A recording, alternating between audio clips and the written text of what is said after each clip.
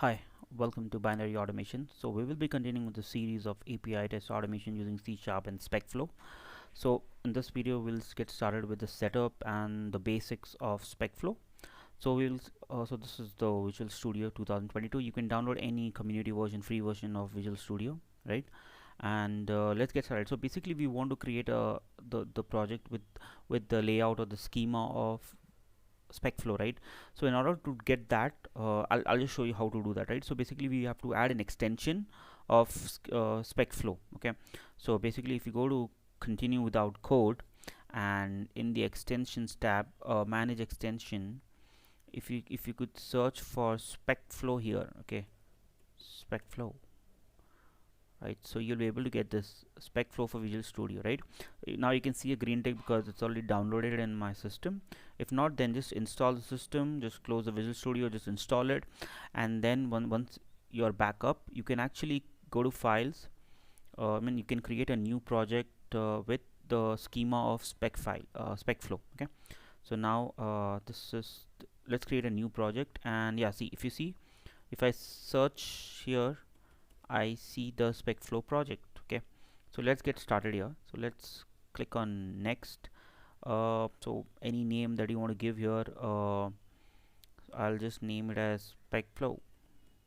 Just you can name it anything, by the way. So this is the project name, this is the solution name, and click on create. So my default framework that has come is .NET 6.0. You can use any test framework here. For example, when we set up a framework, we will run using the XUnit runner as well. Okay, so let's create this, and yeah,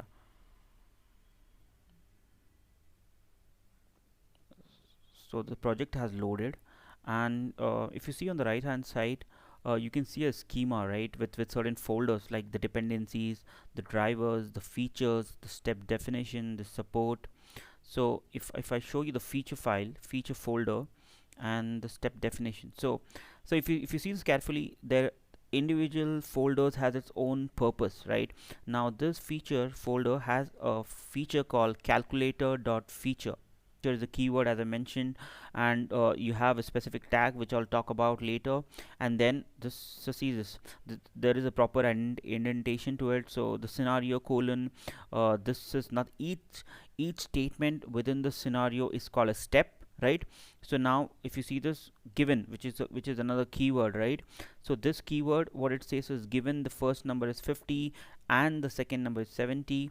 So every statement in the scenario is nothing but a step, and there has to be a corresponding code or a glue code or a corresponding method for each of this statement. Okay, now if you go further, now since we have this whole extension, it gives you a lot of capabilities. So let me show you some of the capabilities. Let's go to build and build solution. Okay, and let's try doing go to definition now.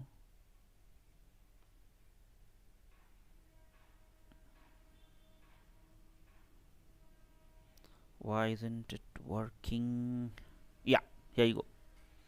So I think we have to build the solution to for it to identify where the details are, how the glue code is. So the main question now is, uh, so this is the binding class or the binding method. So if you see every step in this scenario over here, for example, it says given the first number is 50, so now it's given, forget about the syntax, I'll show you how to generate the syntax automatically. Now if you see this is nothing but the binding. Okay, now the binding is given the first number is 50, and that is glued to this particular method. Okay, now if you see this over here, public void given the first number is, and if you see the way how the method is named, it is very similar to say the scenario statement, right? So given the first number is 50. Now you must be wondering how there is int over here, int. So if I go back to the feature file, you will see that there is there is something like a numeric uh, numeric entered here 50. So that's the power of PDD, and that's the power of Specflow, right? It identifies there is some numerical value that you are trying to pass to your method body, and that is the reason it identifies and sends that as an int number. Okay, so similar, you can send float, you can send string, right? So if I go back to that statements again, right?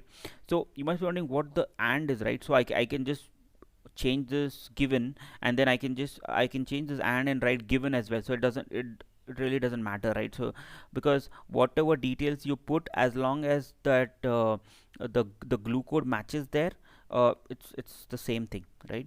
So now so given and when then, so if you see all the 4 steps, there are correspondingly method body for each of those 4. Okay, now so the first one is given, the first number is like 50, which we have entered, right? Now inside the method body, you might think what the throw new pending exception is. Now uh, this now they really expect us that we have method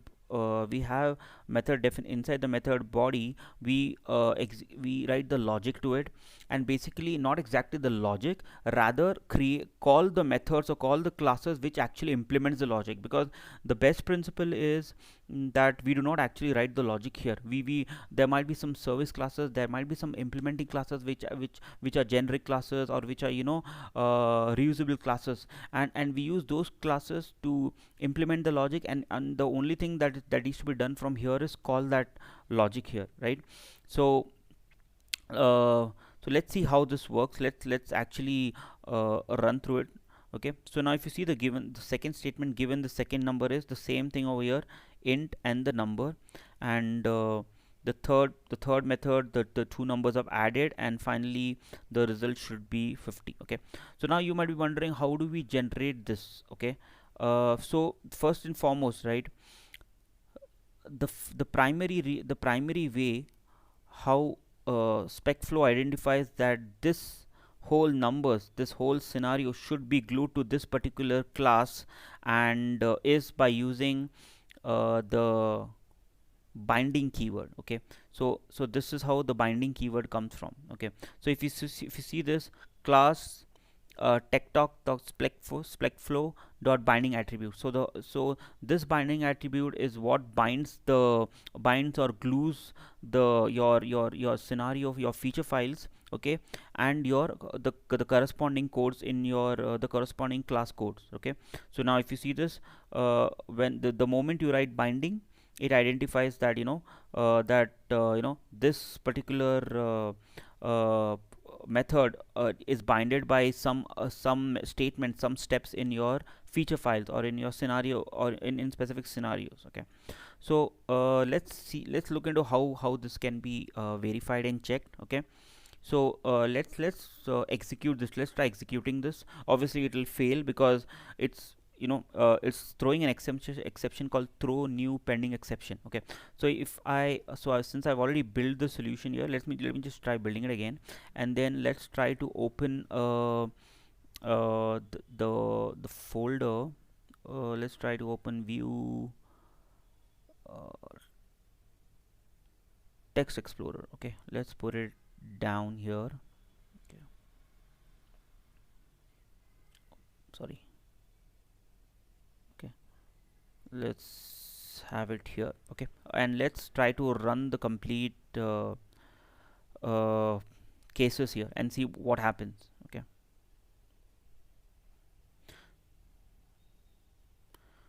the expectation is that it should fail. Okay, because we have not implemented any method body here, and we are throwing an exception here called throw new step exception. So it has to throw an exception, right?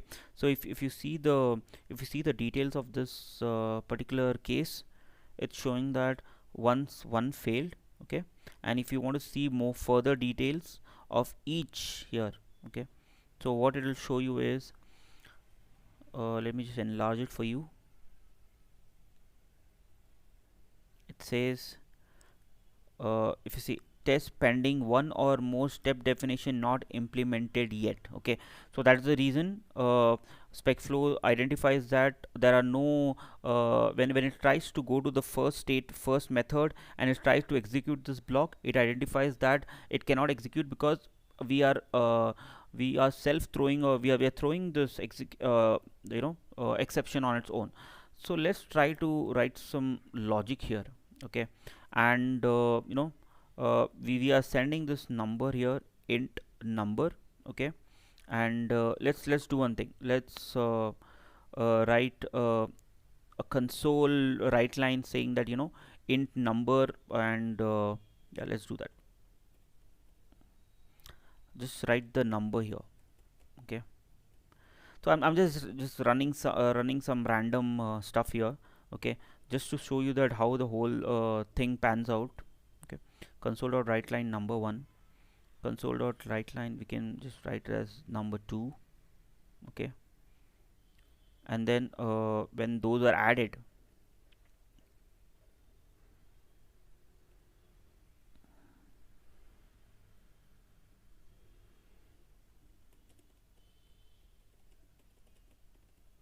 okay,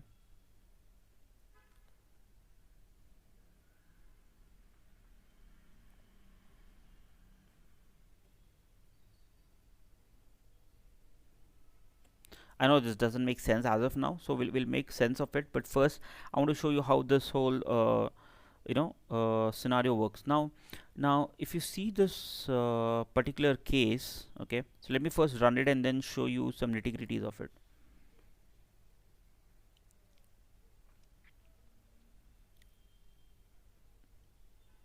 So see, all pass, all good, and all looks good. Okay, now if you see this, currently the coloring of this is add two numbers. The first number is 50. Okay, so now what if I go to this particular step definition, okay, and remove this binding code over here. Okay, so suppose, let me say I remove this. Okay,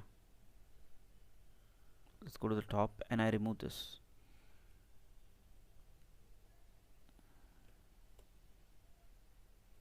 Save this,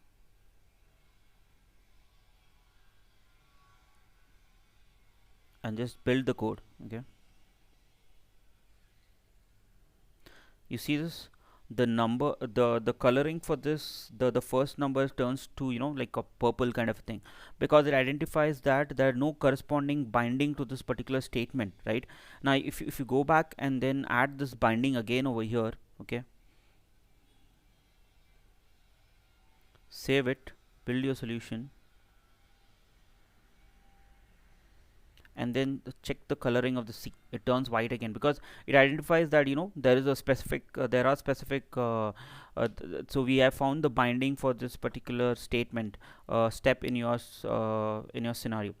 Now similarly, what you can do is, if you want to send some string, okay, over here, okay, happy, for example, okay, and if so, does it so what we can do in this case, rather than passing a number, or if you want to pass a string as part of the parameterization, okay, so you can do that as well. So now consider that.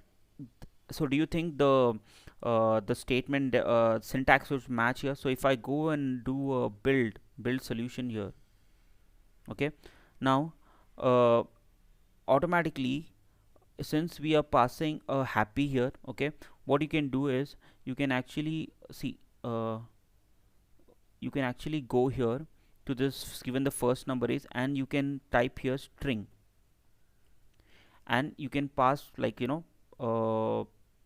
happy, for example, like whatever, like, it's not that number, but hey, okay, the string hey. So that happy will be passed to this string a, and then you can just pass it here, and you can use this syntax here. So this is just basically to tell you that, you can pass. Similarly, we'll be covering in the advanced classes, maybe we'll cover the table, the dynamic tables using scenario outline, and we'll cover other stuff, but our focus will primarily be on the API side of things. Okay, and how the whole thing pans out. And so in the next lecture, we will talk about the basic stuff on, yeah, before yeah, one thing that I wanted to show before we end the video is, for example, you have created a new step. Okay. Like for example, say, and I wish to end this video. Okay. So for example, this is what I want. Yeah.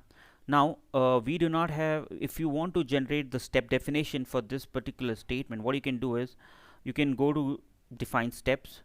You can just copy the clipboard. Okay. And so you can go to your project, you can go to the step definition file, go down, and go down, and you can just type it here. Okay.